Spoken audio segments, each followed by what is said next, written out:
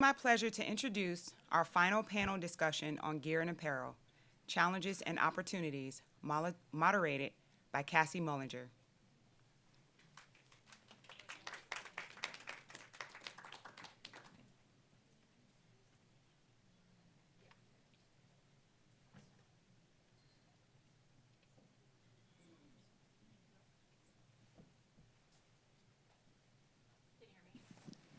No? Oh, there it goes. Okay.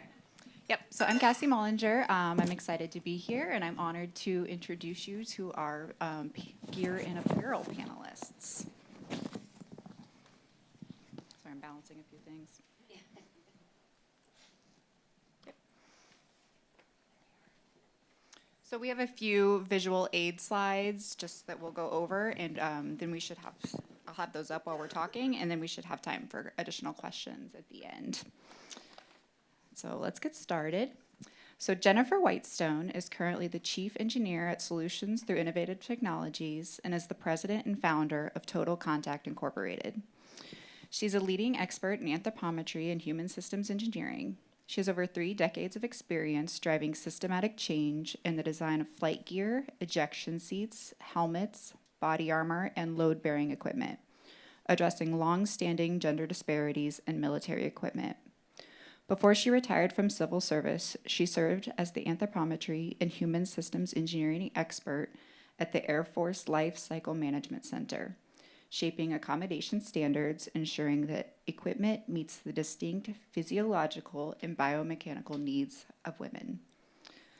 Through large-scale anthropometric surveys and advanced scanning technologies, Jennifer has championed key policy changes, including eliminating outdated height restrictions for aviators that had previously arbitrarily eliminated almost 50% of women in the U.S. population as potential aircrew. She continues to push for evidence-based standards to improve military gear fit, effectiveness, performance, and safety for women. Monica Jones is an associate research scientist in the Biosciences Group at the University of Michigan Transportation Research Institute, an interdisciplinary research institute whose mission is to focus on multidisciplinary research to advance safe and equitable transportation and mobility. Her research at UMTRI focuses on human factors, engineering, anthropometry, vehicle occupant protection, human modeling for vehicle design, and other areas of ergonomics, including tools to facilitate the design of consumer products. One of her research areas of focus is military personnel. Her research is supported by a diverse portfolio of industry and government funders, including the Consumer Product Safety Commission, the National Highway Traffic Safety Administration, the U.S. Army, Waymo, Honda, Ford Motor Company, Toyota, General Motors, and Apple. She has over 100 technical publications, including 26 refereed journal articles. Monica earned her PhD in Industrial and Operations Engineering with a specialization in human factors and ergonomics from the University of Michigan, Ann Arbor, followed by a postdoctoral research fellowship at Canada Defense Research and Development Center. Okay. And then Daisy Vietch is a global expert in applied anthropometry. She received her PhD from Delft University of Technology in the Netherlands. Her knowledge and experience cover design and fit of wearable items, as well as body shape and size data. As a specialist in breast anthropometry, she has made breast models that simulate breast tissue and structures to help train medical students to detect breast cancer, has worked for a pattern engineer for bras, conducted bra performance testing, and worked in anthropometry quantifying breast size and shape and breast reduction and mastectomy studies. Daisy directed the Australian National Size and Shape Survey in 2002, and for 25 years she was the criterion anthropometrist for Sharp Dummies, an Australian company specializing in applied anthropometry, design, research, and mannequin making. Daisy joined Anthrotech as the Chief Technical Officer and Head of Anthropometry in April of 2023. She has over 48 publications, including her latest, which is a book called Product Fit and Sizing, Sustainable Product Evaluation, Engineering and Design, which addresses the complexity of fit and using fittings in the product design and assessment process from a scientific and systems engineering perspective. And we were supposed to have a fourth panelist, but there was a snowstorm in Minnesota that canceled her flight out here. Vanessa is a PhD student from the University of Minnesota in the Human Dimensionings Lab. Before working towards her doctorate, she spent 12 years as a commercial and military footwear designer in Colombia. She also leads the design and development of ergonomic products for women in the floricultural industry. When her flight was canceled, she sent me some notes to read, so I will summarize those in a little bit. And she said that she would welcome any questions via email.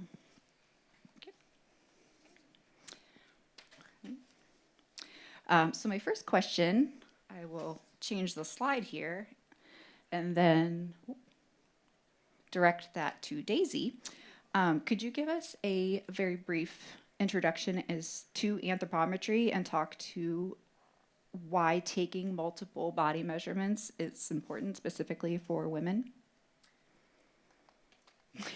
Thanks for the intro. Okay, that's quite a lot. Yes, Well, it is. we talked to your slide. So, for those of you that don't know, anthropometry is measuring the human body. For most people, anthropometry is a means to an end. So they're interested in the sizing or good fit or something like that. And part of what I've been doing is trying to educate people on how you use anthropometry, what's the best use, the appropriate uses, when to, when not to. And one of the things that has come up is requirements, and it's the 2nd percentile to the 98th percentile or 5th percentile to the 95th percentile. And in fact, it's usually the 5th percentile female to the 95th percentile male. But in fact, that's not true for all body measurements. So for example, what I've got up here is hip circumference for the female, and we've got 5th percentile for females, and then we've got males, and you can see, surprise, that women have larger hips than men, right? So if you were to make for the 98th percentile male in the hip circumference, it would be too small for women's hips. So you can't just blindly apply that. The second thing here is shoulder breadth. So any designs that use hip measurement, hip breadth, hip circumference, and shoulder breadth should be taken not the 2nd percentile to 95th percentile male. The other thing that is really important up here is this concept of averaging, because lots of people have been saying, oh, we can just average stuff. So, for example, say you were to average shoulder breadth. If you average shoulder breadth, you end up with somebody that is between the males and the females, and you have a product that is actually too small for the males, and it's going to be too large for the females. So you need to look at males and females separately. And I think this whole conference is probably about that, right? So, and part of the issue is that people are not doing that. In terms of averaging, if you could imagine that this was subject number 1 here is a very idealized, simplified shape, and it might be a woman with broad hips, for example. And then subject number 2 might be a guy with really broad shoulders. If you have a look at their circumference, if you just add them up, 3 plus 3 plus 5 plus 5, that equals 16. Same over here. And then you've got the top height and the here and here, and then you average them down here, you'll see that straight away, in terms of the averaging, we've got 3, and 3 plus 4 plus 3 plus 4 equals 14. That's a different circumference. And why is that important? It's important because if you average the two, you come up with this, and then you just scale it to make a different size. You've now lost the one measurement that you had that was correct, which is the height here, which is 4, 4, and 4. And the shape belongs to nobody. It's different from either. And it's a really, really important concept. And I think if you were just to take away with you not to average male and females, and to look at females as a separate group before you try and do any kind of unisex product, which we've just heard in the previous 2 talks, and Catherine spoke to beautifully there, you would definitely want to do that. Thank you. That was really good. You're welcome. So one of our other main discussion points is why have women largely been excluded from military equipment design? And I'll direct that question towards Jen primarily, but Monica, I would love for you to chime in as well to talk about how that applies on the civilian sector. Okay. Well, as you know, historically, the anthropometry data came from like the 1950s, 1967 male survey data of military, and we relied on that until probably to the late 90s. And when I say we, not just the Air Force, it was all of DoD was relying on this 1967 traditionally acquired male answer data. And women were not considered at all. And so to Daisy's point, we were trying to just scale to fit women, which very much is not the case. Since then, the Army has, they have concluded a number of very large-scale surveys of both men and women. So we have a very large data pool to choose from and to be able to start to statistically understand the differences in size. Now, what's really cool about these next level surveys is that we incorporated 3D scanning. And I know 3D scanning is commonplace now, but at the time it was pretty new, pretty exciting. So if you were to measure, circumference of the chest and the waist, initially, we didn't know the relationship between those two. We didn't know how high one was from the other. With 3D surface data, we have not only that representation and those relationships, but we can go back and extract any measurements we forgot to collect at the forefront. And we have curvature data and shape data, so it's a whole new ballgame with that information. But that's only one aspect of it. Collecting data is really one aspect of it. Characterizing the population is a second piece, and Cassie's actually had quite a bit of experience with trying to characterize what the Air Force currently has based on the Army data. So we do a lot of statistical massaging of, you collected the data, we'll use it for our purposes, we'll match it to the Air Force, and we'll come up with something that's useful for that reason. And again, for every piece of equipment item, it's a very different situation. The flight suits are very different from body armor, which are very different from bras, which are very different. And with each new acquisition, we're learning new things. And so the fact that we have Daisy here and we have Monica here from industry and university, it's incredible how much we share from each other.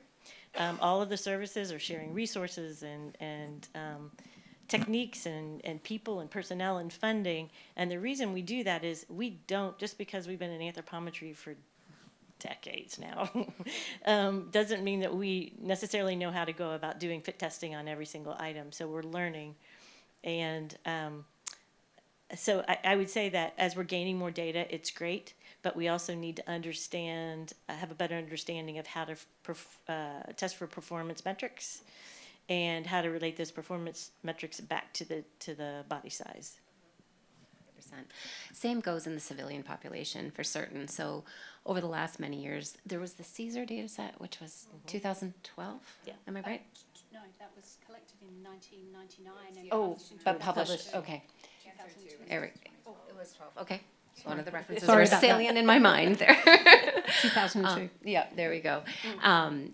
But there's not a lot of open access data, unfortunately. So there's an abundance of resources that are spent by a lot of proprietary consumer products, right? And a lot of money being spent there, but then it's this pay-to-play type idea where you only have access to the data if you're subscribing to that, and that's a real challenge. So outside of that, then there's been some more convenient samples, if you will, that have been gathered for different purposes, but not as readily available. So just put a little plug at U of M. We're doing a lot of data gathering there, and I encourage you all to check out humanshape.org.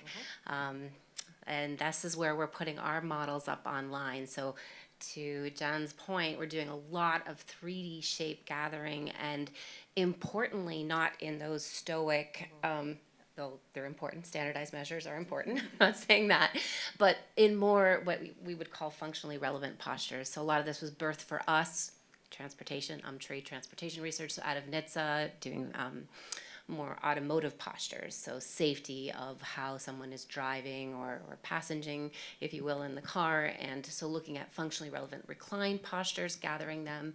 And then we model these in parametric models and put them up online, and encourage you to check it out because you can exercise that, download it. It's all open access.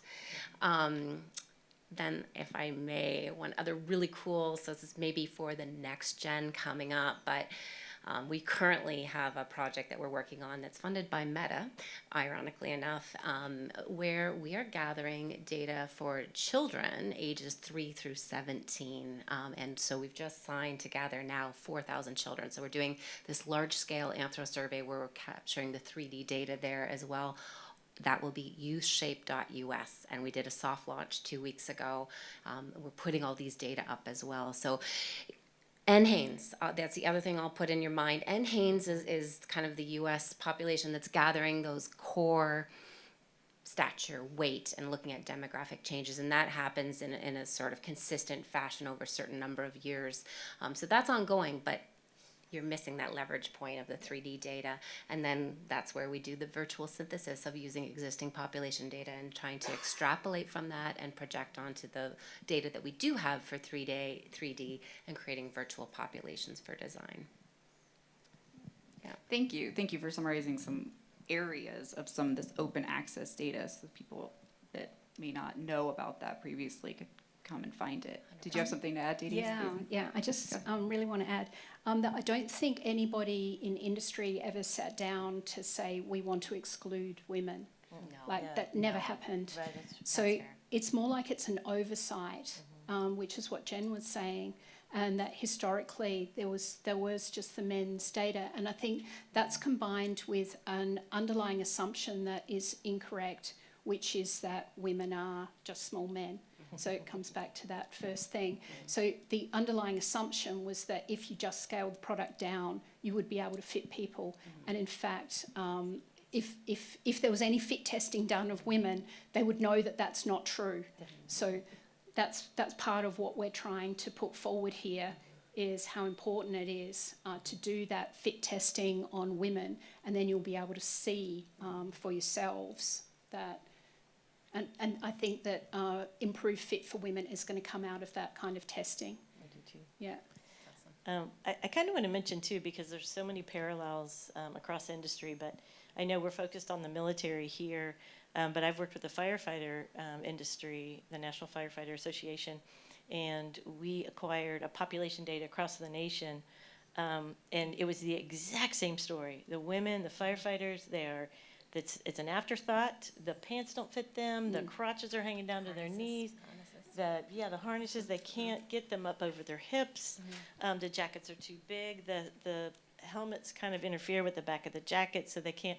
So essentially, it comes back to, if we say we want to develop and make equipment that fits the female form, and we're not allowed to say maybe female today or exactly what, but I mean, in all seriousness. Was it complex body? Is that what it is? We just learned that. Yes, that's right. Complex body sizes. Then, what we need to say is that we need to accommodate our population, whether it's firefighters or the military population. We need to accommodate them all effectively for performance, and, so fit equals performance, and fit also equals lack of long-term medical issues.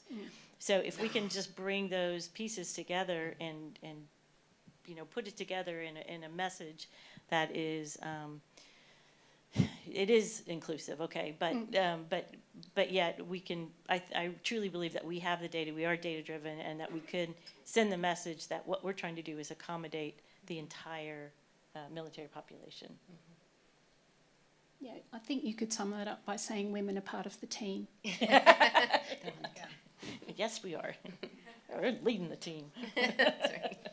I mean, going along with your point about not being there in the initial design standards, body armor has been a very big topic amongst all of the services. But it's very complicated due to the variation in breast size and shape. So, and the soft tissue deformation issue, which you can't fit that same on a man. Yeah. So kind of how does that soft tissue and how does that size and shape variation impact women's fit issues? Well, we know and we've seen, and I'm sure those of you who've worn it have found that body armor has a number of impacts. When it's ill-fitting, it compresses the soft tissue. It can create pressure injuries, musculoskeletal disorders, other back injuries, and the compression of the capillaries. You can actually, grow cysts in the breasts. There can be very long-term issues with the breast based on long-term wear of body armor, and it's not something that can just be undone, because if they wear it for a certain amount of time, and if it's not balanced appropriately on the body, the musculoskeletal is just awful. So then the weight, does weigh heavily on the worst part of the body that can really sustain that, which is the breasts. And I think you mentioned, where's Catherine? She mentioned that that there have been breast reductions, and that's a real thing, and that's devastating to think that women have to have breast reductions in order to wear the body armor that we are giving them to protect our country. So I think it's a. I'd like to say something. I'd like to say something about that, because I worked in a breast reduction clinic for about 10 years, and my job was to measure people's breast size, because the hypothesis was that people who had disproportionately large breasts in relation to their rib cage would benefit much more from the surgery. That turned out to be incorrect. As it turns out, pretty much everyone benefited from the surgery. Anyway, there was three things. So what we were doing so it was nothing to do with the armour.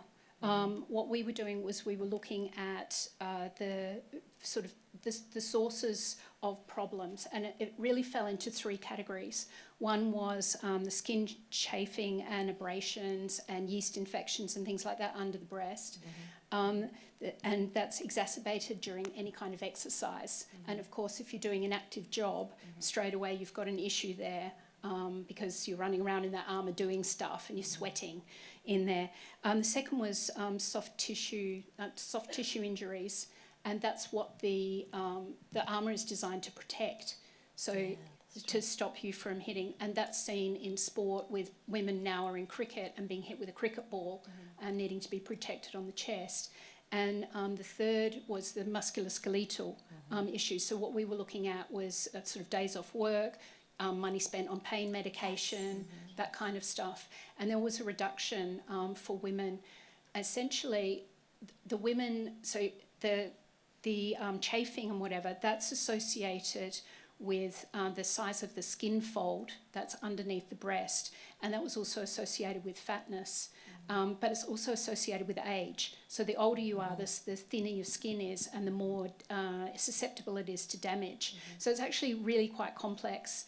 So when people have a breast reduction surgery, they're having it for a whole lot of reasons. I think the primary issue that they have is not being able to exercise or being restricted in exercise because they can't get a good fitting bra, and they've got continuous infections that don't dry out under the breasts, and the reduction surgery helps that. So yeah, while you would have potentially reduction surgery and that would help with the armour, it's way, way more than that for those people that have had breast reduction surgery. And it's way more complex than that. And it's really important. Bra fit turns out to be a really fundamental issue that's sitting underneath the armour. So that's not specifically talking to the armour. However, when you do have compression on the breasts, it helps reduce the movement of the breasts. So I think that armour in some ways can assist in terms of the compression and the reduction of movement, assuming that the armour's not moving around a lot. Because, but of course, if the breasts are really large, there's a whole complex set of problems under there. Just to expand on that issue. Yeah, that's interesting. I didn't know that. If we're able to go to Yeah. the next slide. I was going to say, I think that's a good intro that's a great for segue. your slide Yeah. here, too. If you'd like to talk about that. 100%. That it's just super complicated, as everyone's indicated. How to quantify that fit? I mean, we're certainly, as we talked about, having the data coming from the field, right? In terms of survey reports, operational requirements, medical compensation numbers, or people not being able to perform their duties. But how do you translate that into design? And that's really, I think, well, that's across all of PPE considerations, but with body armor, it's particularly challenging. So this is a study that we've run just a year or two ago at U of M, where we were trying to quantify what's going on with that tissue deformation. Because obviously, as you're starting to wear the gear, clearly it's opaque. We're not really seeing where the body is shifting, where the tissue deformation is moving. And then the interactions, as you're suggesting, Dave. So it's not just the breasts themselves. I mean, it's looking at maybe morphology, which changes. Someone said how many sizes of bra types there are when you combine bands, cups, intersection, hundreds. But then, and then cycling day by day, each person within the time of your menses cycle too, or hydration and such. There's just variability within a person. Now you add the tightness of the bra in, you add the tightness of the gear. There's just a lot of interactions. And so how do we inform that design? So here we're just taking a really kind of a novel, I hope, maybe, so it's a step way in terms of basic research, right? But using plexiglass plates that were molded to be surrogate plates, emulating the shape of that's issued today in doctrine. And looking at the effects, quantifying it. So using the 3D scanning techniques, right? And being able to quantify what happens when you wear different bra sizes, different tensions on that. Where is the deformation occurring? And importantly, you're seeing up on the top here, and this is just some model data, creating parametric models of the individuals we captured. You know, it's really being displaced in different locations depending on the tightness. And of course, the abdomen is affected as well. So this is what we're hoping is a way to start getting into quantitative metrics that can be rolled into design.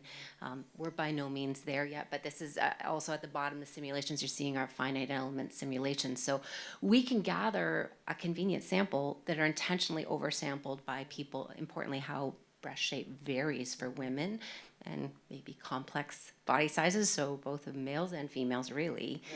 But then we are gathering this in a way that we're linking it to the torso body size and shape as well. So we'll be able to model that population-wise off of the existing ANSWER 3D data as well. And apply it to the whole population. Exactly, exactly. So a tool that we hope will be used to be informing future designs for sure. Yeah. As you're doing that, do you get subjective then? Okay, good. We do. Civilian population individuals still. coming in, but right now, because it was methodology development, right, at this yeah. point, but certainly, yes, yeah. So you tried on the military. Okay. Yeah, that's Exactly. wonderful. Are you going to be making a lot of your findings available on the Human Shape website?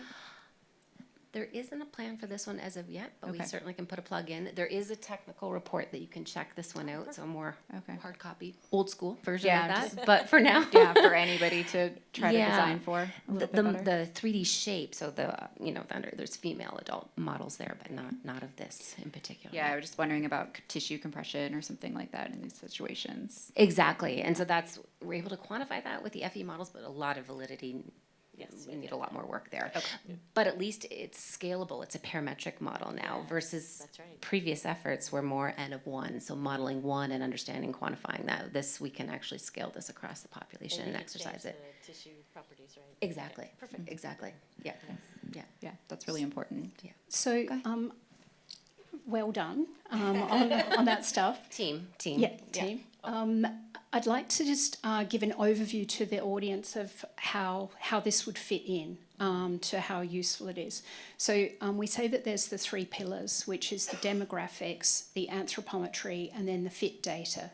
And inside of the fit data are visualization techniques, and this should be tied to performance and comfort, which would come out of this. So this is one tool that you might use inside of that pillar, which is the fit data pillar of a fit study. And then you need all of those three components. And then inside of that, you need to say whether it's an issue or not. So what we're looking at up there, I would look at that and I'd say, oh yeah, there's compression on the breast, there's compression on the stomach, but nowhere is there information there on if that person had any kind of issues or performance problems or if it was a problem. And it has to be tied to that. You have to have that information on there. And that's where the user trials, or at least in the fit trial, the performance characteristics come in, so that these type of data are not siloed, they come across each other. And because in the end, it's going to be the person using whatever the product is. And there's so many things that go into a product. There's the durability, the cost of manufacture, different recycling even of the product at end cycle life.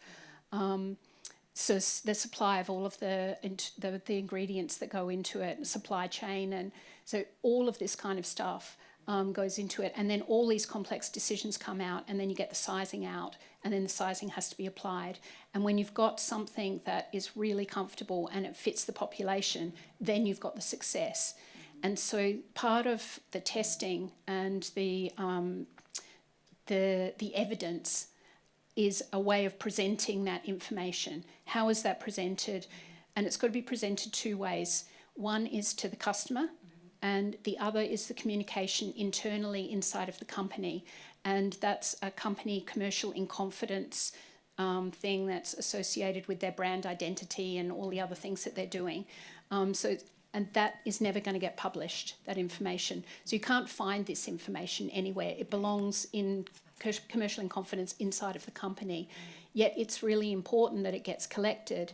And at the moment, I think there's a bit of a gap in the fact that industry thinks that the customer is doing it, the military is doing it, and the military thinks that the manufacturer is doing it, and neither of them really are doing it.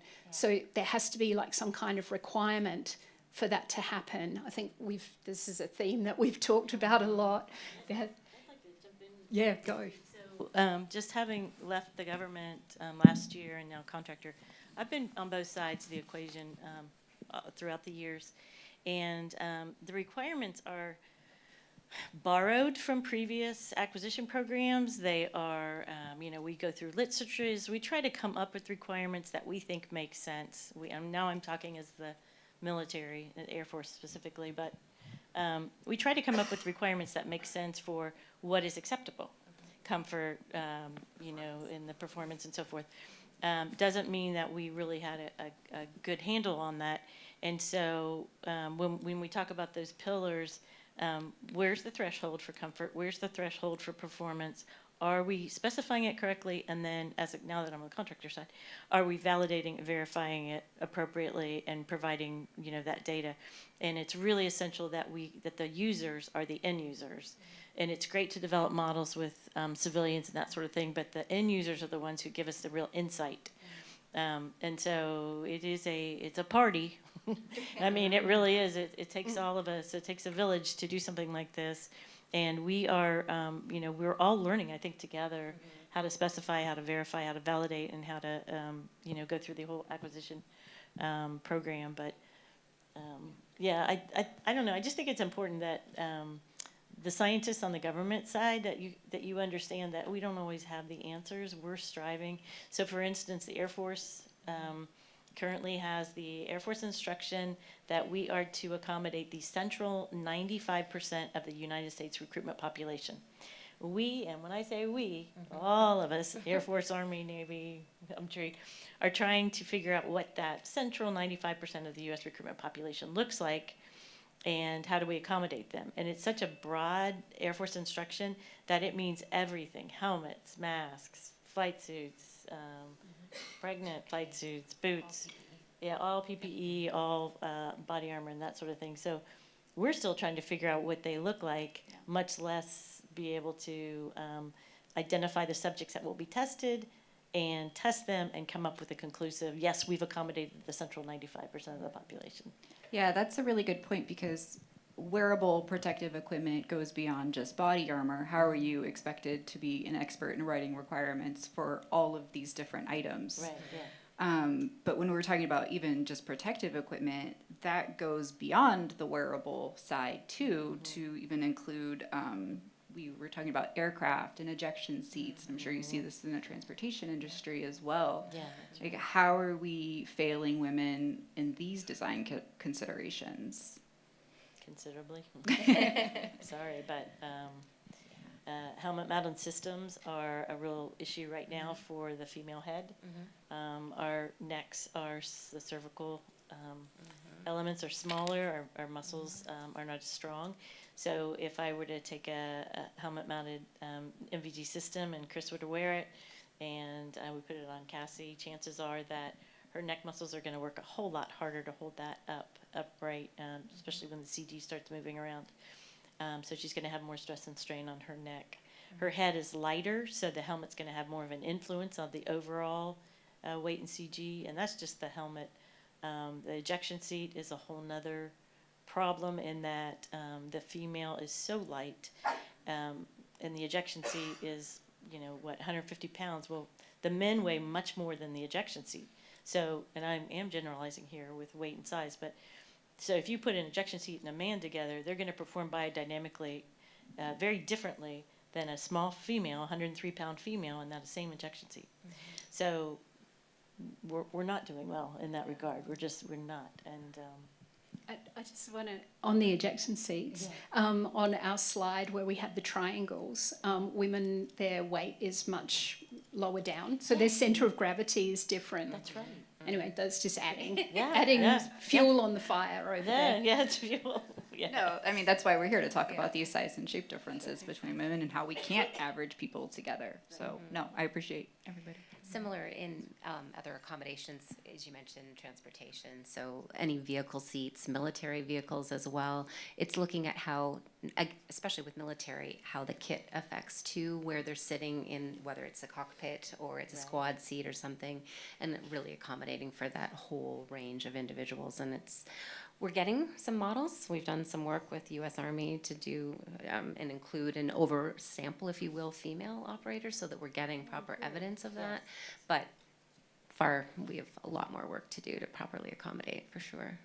Yeah. How do we expect our government personnel to be able to write those requirements for all of these different types of it? And when you think about that wide range. I think it's reasonable for the government personnel to understand how the product is used, not necessarily how to produce the product or how to change the product. So they're not going to understand how to fix the problem, but they should be understanding if there is a problem. Yes. That's minimum. And the whole host of the testing that needs to be considered. So a lot of what we've been showing is very static fit, right? So the equipment relative to the gear, you need to take that into then a dynamic. So what are the tasks that they're going to be performing? Reach studies if it's cockpit or even just in a squad, being able to reach your gear while you're there. And then on top of that, cognitive fit as well. Heuristically, does it map to the way you think it's intended to use? We talked about the release clip on the IOTV as well. So that's a gamut of responsibility, never mind how you design. Yeah. So it goes back to Daisy's point of linking the performance metrics to that as well. 100%. So just to expand on both of these, there's some language that we've tried to define in the book, because we know all of that stuff is happening and people are doing it. It's just that they haven't really got a language there to describe it. And we've tried to do that. So one of the things we've tried to introduce is the concept of fit. The concept of fit is a formalised document that is written and agreed and signed off on that says what constitutes a fit and what does not constitute a fit. And that in itself is extremely helpful. If you know what you're being measured against, you've got some kind of way of quantifying the performance, and then from that flows the paper trail. And from the paper trail, that's where the evidence is that goes to senior management, and then that can also feed into the decision making, because sometimes you're forced, well, all the time, you're forced into compromises. And it's a question of which set of compromises do I have? Do I have this set or that set? And if you can actually have a look at a trade study as part of a systems engineering process to say, well, there'll be this consequence if we choose that, but we're letting go of that, but we're getting this gain, or as distinct from this set of consequences, that's helpful. And then I think that then can go to the customer. That's the customer being the military. And I think people would be very receptive to that. And that kind of thing could flow into requirements. So you're saying, how do we tackle this? You tackle it one product at a time, with one test at a time, and doing a good job over a consistent period of time, and making sure that people are included in the testing that are part of the team. Absolutely, yeah. The users. And then writing those requirements that impact the industry decision-making process, because industry's not going to change unless the requirements change. So if we've seen that moving forward. I noticed, Jen, you used the term "we have to fit," say 90% of the people. The central 90. The central 90%. That's different, slightly different to the language that it used to be, Very which was different. the percentiles. Yeah, it's no And longer I just want to point out to the audience that a percentile and the percentage of people fit, it's only 3 little letters in there, but it's a very important 3 little letters, right? Because having a requirement that requires it to fit a group of people, that's good. Having a prescription of how you use the data, that's not good. It's a whole other topic, right? We haven't got time for it now, but it was an important thing. I wanted to point it out. But it does have a significant impact on how we do our business. But you were talking about industry. I think recently Sorry. I think recently we have had the, really the benefit of industry with our off-the-shelf body armor experience for the female defenders, and that was a great experience for us. Instead of starting from scratch, we were permitted to go out and seek out female body armor for our female defenders, and it was really gratifying because the military didn't have any for women, but yet here's the industry has already created some that we could choose from and test and evaluate, and that partnership, I think, is that we need to take advantage of that more, I think. Yeah, in that case, too, we were allowed to give some feedback to industry as well, because I Yes. think some of the COTS items that we received were part of their initial designs, and we were able to tell them why items were not selected. So Yeah. hopefully that type of feedback to industry helps. That's true. It's full circle. Yeah. So, okay. So I'm going to summarize Vanessa's slides real quick because I do think it's important. She emailed me what I could say for her. So, and again, she will welcome any questions, and I have her email up at the end. Just as a quick summary, so on this side, gear design for women has traditionally relied on male models, incomplete anthropometric data, and manufacturing processes that prioritize speed over ergonomic accuracy. At every stage, from vision to use, flaws in data, production, and regulation compound, making it increasingly difficult to correct issues and leading to real safety risks in the field. And then she had one additional slide, too. So this slide focuses on the critical role of production in achieving a proper fit for women's gear. So while the NFPA, the National Fire Protection Association, establishes glove sizes that theoretically cover the population, real-world measurements of manufactured gloves from 5 different brands revealed significant inconsistencies in sizing that don't align with the NFPA standards. So that highlights a crucial point. Even with the most accurate anthropometric data, the most detailed sizing charts for women, and the best design teams, achieving a proper fit is nearly impossible without regulated production standards. If production remains unchecked, gear will continue to fail women, regardless of how well it is designed on paper and how good the data is. So she said, I hope this helps. Of course, I'll happily answer your questions through email. So given that quick summary too, how do we even start to overcome some of these challenges? Follow-up testing. It would just have to be to determine their tolerances, and if their tolerances are falling within our performance metrics. Yeah, So, and independent verification. Independent verification, And education. I think there's a lot of opportunity. I mean, we've talked a lot about 3D data being out there now, but I feel like as a collective unit, academic and otherwise, we are still in the universities teaching anthropometry the same way we've been teaching it for 50 years. And so we need to teach people how to leverage this 3D data and really how to bring it in the virtual fit process, right? How to bring that into your design process. When I talk about it and I show, check it out, humanshape.org, check it out, it kind of makes your head explode as to how cool this is, but then how do you really leverage that in the design process? And I think, so yes, Central 90th, but we need to really be a lot more articulate as to what that means and how you can bring that into your design process. I would say the fact that they created this Air Force instruction of the Central 95% gives us leverage as the people who interpret it to be inclusive. And because it doesn't say Central 95% male population, it says the Central 95% of the U.S. recruiting population. So I read that as let's be inclusive. So there are many standards out there that we can interpret the way that it should be interpreted. That's just my feeling. Right. Go ahead, Dizzy. So back onto the application here. Testing is primary, but what are you testing and how do you break that down?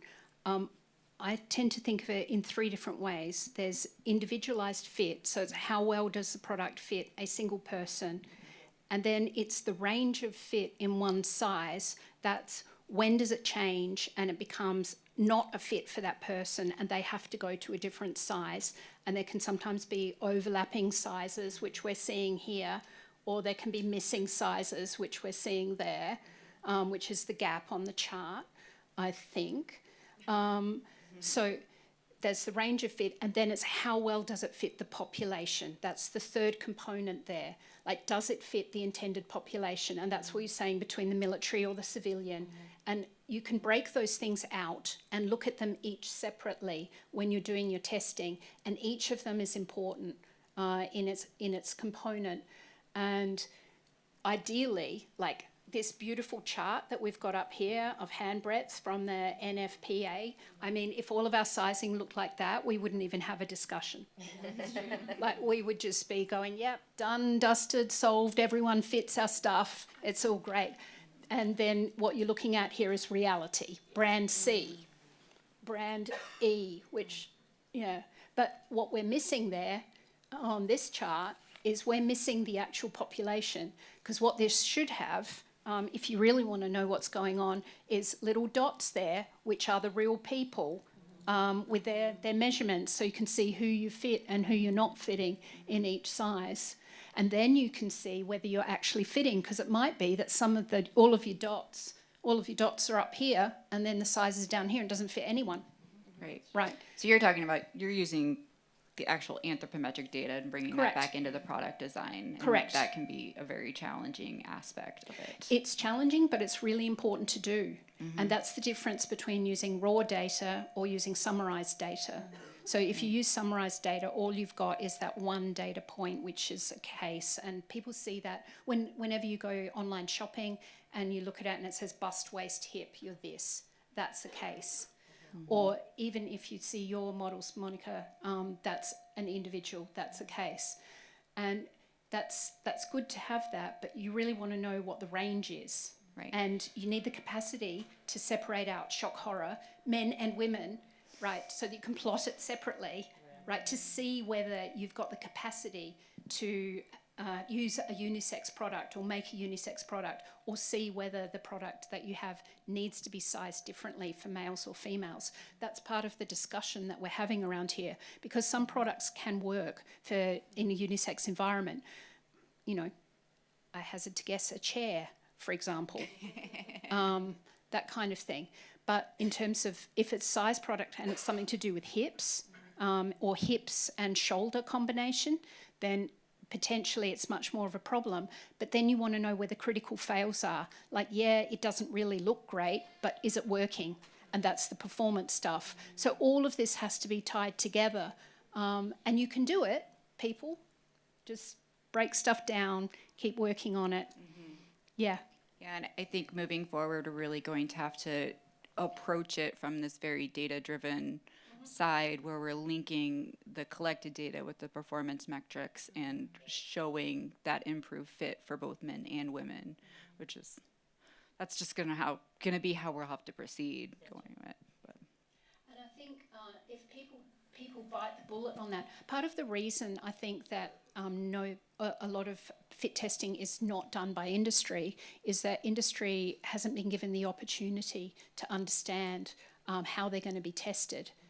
And so I think part of it is a failing to put that in the requirements and have it clear and achievable.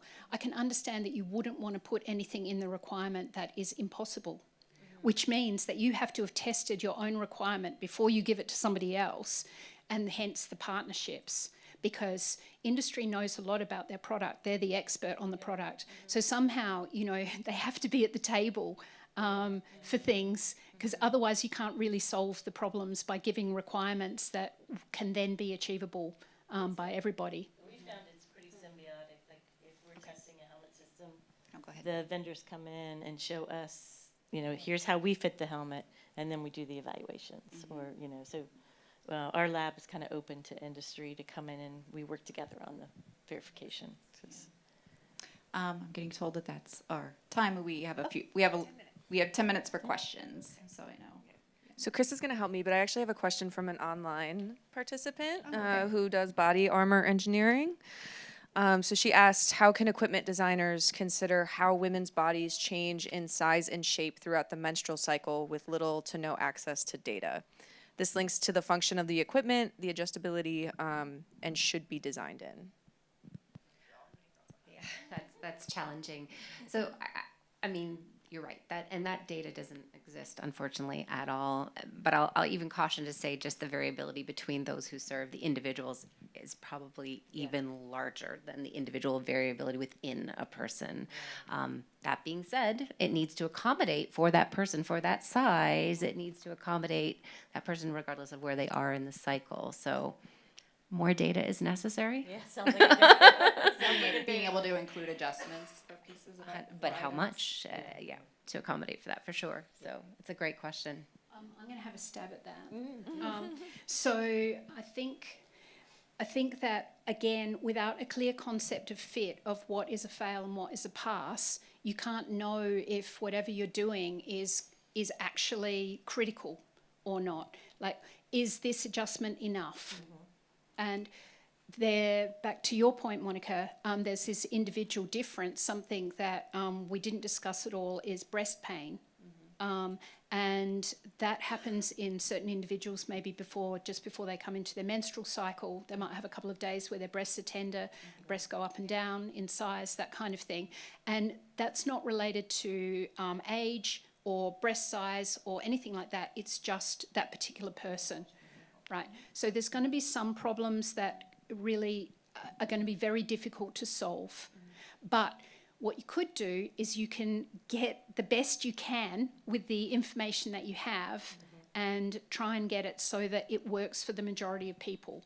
So you can try and do the best job that you can do, and that is fit testing to a clear requirement, concept of fit, and understanding where the product is passing, where the product is failing, what are the important measurements, and whether there are particular subgroups of people that are having particular issues. So it might be people, for example, that have a really large expansion of their rib cage. It might be nothing to do with breast size or breasts. It might be to do with a large expansion of the rib cage when they take a breath in, when they're exercising and they're kind of puffing, and they've got 50 millimetres or 60 millimetres of increased chest size. And that might be a problem that guys are having as well, just saying.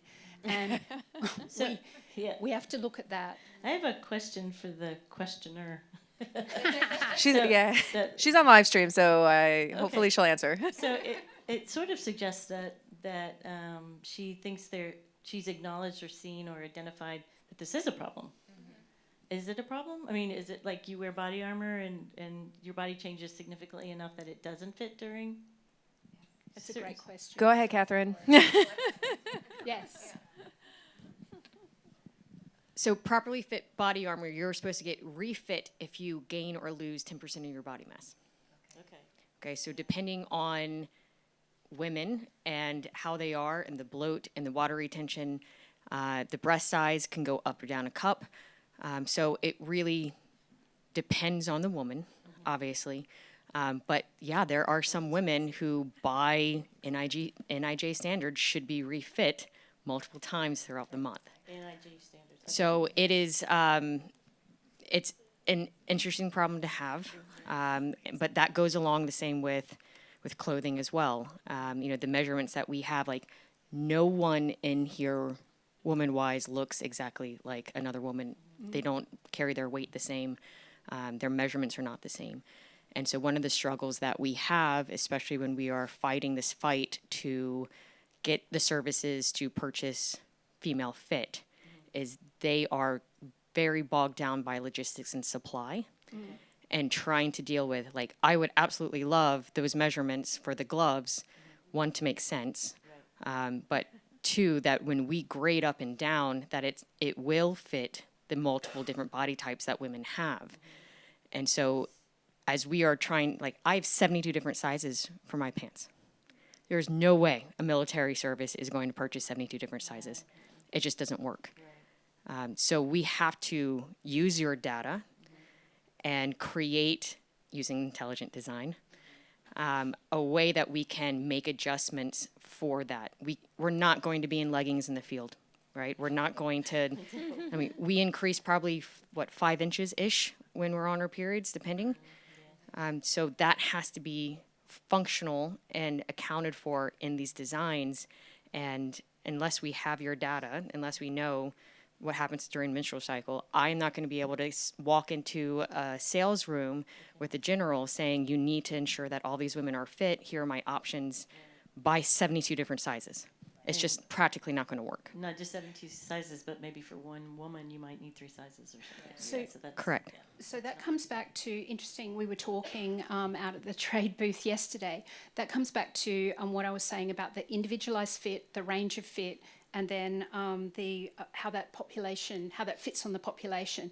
So that's in the second portion, which is the range of fit within one size, right? And what you've done in terms of an elastic waist is straight away improved the range of fit within one size, so that it's not just that one person getting bigger and smaller. You can fit more people in that size, and then that requires an adjustment in the grading and potentially an adjustment in the additional sizes, and it potentially can reduce the number of sizes that you need overall because you're fitting more people in one particular size. And that kind of information going to the vendor, it's just really, really important to understand that the adjustability inside of a product can alter that, and then that can alter your sizing breakdown. It also goes back to your idea about function, though. So Yes. we do have others in the industry who need to account for that waist gap, which is, every woman here knows what a waist gap is. And their solution is typically either elastic in the waistband that looks like toddler pants, if you guys know what I'm talking about, or an ability to tighten the fabric itself, and that causes chafing. And so while there are some solutions, going back to your point of function, I am not going to ever create something that is going to cause more of a problem with chafing, especially 45 days in a deployment when it's 100 degrees outside.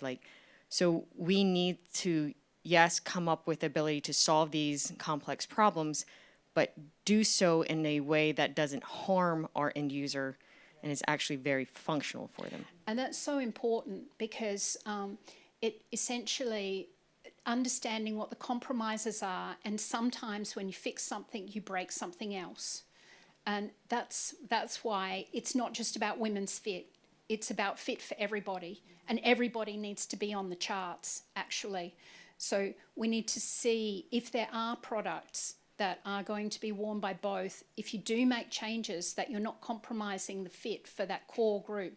Or if it is a woman's product, you want to make sure that if whatever change you make, you're not compromising whatever's going on for that central group where you fit the majority of people. So that comes back to the individualized fit and the design decisions that you make inside of that. It's very complex. what you do. It's amazing, that work, and that's why the partnership is so important, and that's why also the documentation is really important, so that you can understand. And each time, at the moment, you're in control of your company, but you know, I'll always be in control of my company. there would be somebody else is coming in, and you don't want them to go back and do the same, like, cover ground that you've already covered. So that again comes back to your documentation. Or when the team gets much bigger, actually this person fights against that person, and so this person wants that and that person wants that. This person doesn't understand what that person's doing, and so you've got this back and forth, and it just costs within the company, these little changes like power ego pushes.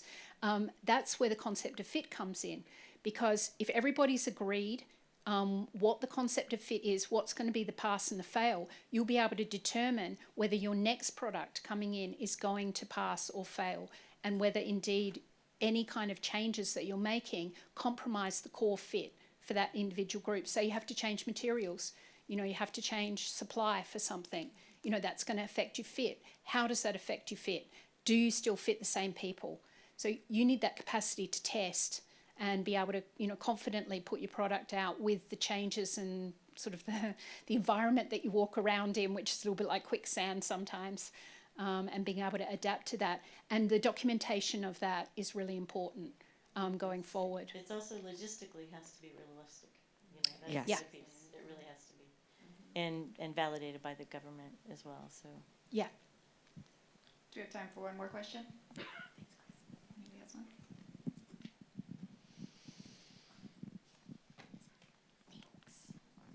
Hi.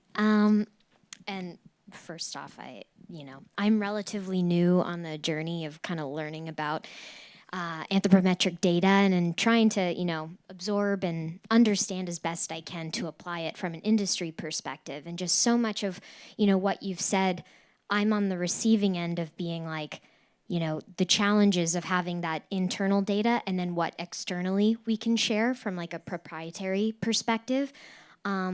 And then something that kind of hit me, as you were discussing this, is almost from the industry side of the liability of making a claim.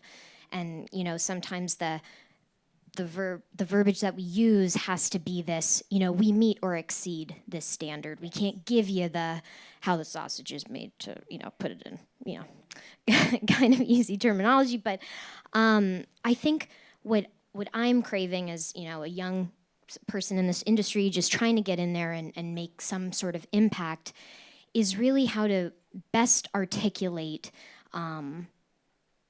these claims that we have internally. Like what kind of language, especially if what we're finding, we're not getting much articulation from the research side down to us, like those standards are not necessarily in place for us to go off of. How can we make the claim in an appropriate way that will either be read, seen, heard, and that you can work with from a research perspective? Because I find most of my journey is try, fail, and it's so, jerry-rigging all these concepts or thinking that I'm able to prove something, and a lot of times, I will send gear out at Mystery Ranch, but I send gear out to these individuals who test it, and the feedback is uncomfy in the shoulder, like hot spot on my hip, and it's just such a flat point, especially when you have 3 very hungry designers who want to make those changes and want to make the best gear for the most deserving people on the planet. So I think that's that bridge between industry and, researchers and the military itself. There's this wall, and I don't feel discouraged on how to overcome that, but I don't know where to go. I think there are some opportunities for you. There are programs like AFWorks and SoftWorks that are put in place for rapid contracting. The next generation ejection seat helmet system came out of that. And it's interesting because they invited industry and government people who are writing the requirements to all come together and brainstorm about what do we want this thing to look like, what do we want to do, and then you could submit your proposals and ideas. And also, there's nothing to stop you from reaching out to, organizations like our lab, and some of the other government groups that we work with, the Army, and because what I'm hearing is that you get feedback that says it's not comfortable or whatever. Chances are they didn't put it on the way you would have put it on them, perhaps. Yeah. So, yeah, the training. So they need you there to say, no, this is how you wear it. That would alleviate that problem. And so you want to be an integral part of that testing. So I do think there's opportunities for you to have more of an integral part of the acquisition process. And don't be afraid to call people. Don't be afraid to reach out, email. I was gonna say, even on the Yeah. research side, it's Yeah. the same thing. We're collaborating with a fellow student at Clemson right now for exoskeletons, and it's something that we don't have funding for per se right now, so I don't advocate that necessarily, but we are collecting, scanning people for other purposes, and so we're just getting into postures that are relevant for, these are manufacturing exos, so getting into squat designs and different applications, but so how does this tissue deform with these different aspects? Maybe for you, it's these hotspots and different, what is the shape and tissue and blending deformation that you need to know to understand how that goes through a range of motion. So reach out. Again, because we could collaborate, definitely. Often it's something we may even have. We always often gather way more data than we intend. So we may have data that might be relevant to inform. We've spent so much time collecting it, we want people to use it. Yes, 100%. I want to across the see board. it. I think that like it was mentioned before, like, getting access to this data isn't this clear pathway. So Well, you just have to ask. Yeah. I think regardless of the data that you do have, and I'm not putting anthropometric data down. I love anthropometric data, but it's one of the tools, just like Monica has shown tools as well. So essentially, nothing is going to alleviate the fact that you have to understand what's happening on your product, with your customer. You have to understand that, and you have to understand where the fails are and where the passes are, because it could be that they've got a hotspot and it's not really an issue because they've got some kind of workaround that you don't even know about.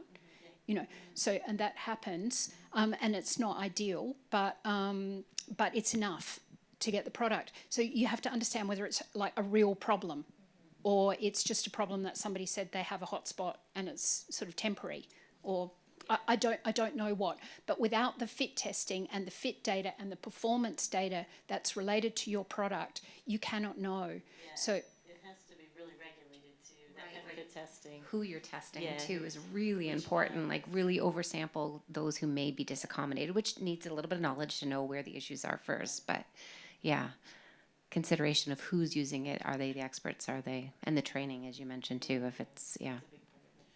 And I don't think it's an accident that a couple of people around here today came from the user perspective, and they had the problem, and then they've started a company, and then they're trying to solve the problem. That's it's kind of not random that happened, I think that's our time, though. I left our panelists' contact information up if you have follow-up questions, but I want to thank all of you for participating. Thank you, Cassie.